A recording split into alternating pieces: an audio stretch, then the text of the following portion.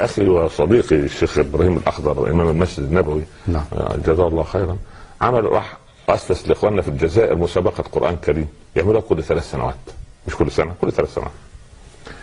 فالقى كلمه في حضور رئيس الجمهوريه وهو رجل فاضل والناس، فقال انا اقص عليكم قصه.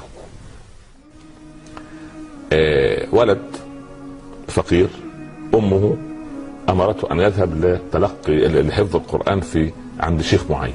نعم. فاخذ يعني استاذن من امه وتوكل على الله وذهب الى القريه التي فيها الشيخ. قال انا اريد ان احفظ القران. قال ليست بهذه السهوله. قال كيف؟ يعني قال عندنا العدد مكتمل، اما ان تتربص. قال ما معنى اتربص؟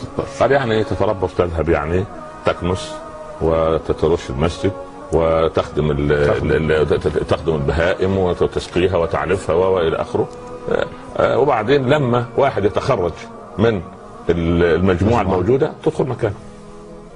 قال له او تجيب جنيه ذهب، نجيب واحد مكانك يعمل هذه الاعمال وانت تدخل. قال له انا وابي وجدي وعمي وكل قريه لم ترى الجنيه الذهب اصلا. مش انا اجيب لك جنيه ذهب، ما هي لم تره، هو لا تعرف ما معنى الجنيه الذهب.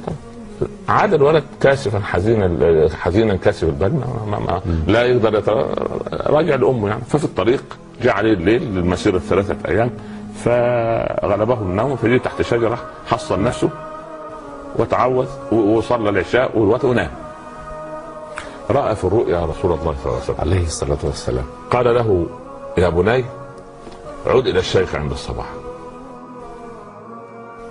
وقل له حفظنا القران. سبحان الله. قال يعني وهو الذي يجعل الشيخ يصدقني؟ يقول ده واحد صاحب هوى، اعطيني اماره. جميل. اعطيني اماره، اقول له باماره شيء يعني. قال له قل له الرسول يقول لك باماره زمرا زمرا. زمرا زمرا. فراح الولد وصل للشيخ على صلاه الفجر، قبل الصلاه طرق الباب، خرج الشيخ. جبت الجنيه؟ قال لا انا رايت الرسول وبلغني رساله. قال رايته ماذا رايت؟ قال والله رايت انه قال لي عد الى الشيخ ليحفظك القران. وقص عليه القصص الاماره. لانه هكذا لم يقل لك شيء. قال باماره زمرا زمرا. فاكب الشيخ على الغلام يقبله وقبل راسه، تعالى يا بني دخله جاب له قالوا لا انا لن ابدا في حفظ القران اذا قصيت لي زمرا زمرا. قال اني رايت منذ سنوات النبي صلى الله عليه وسلم. قلت له يا رسول الله حفظة القران العاملون به كيف يدخلون الجنه؟ قال زمرا زمرا.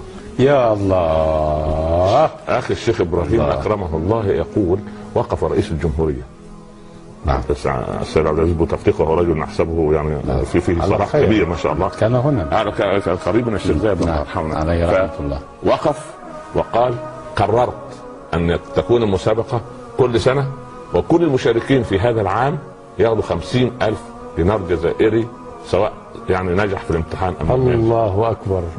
ما شاء الله.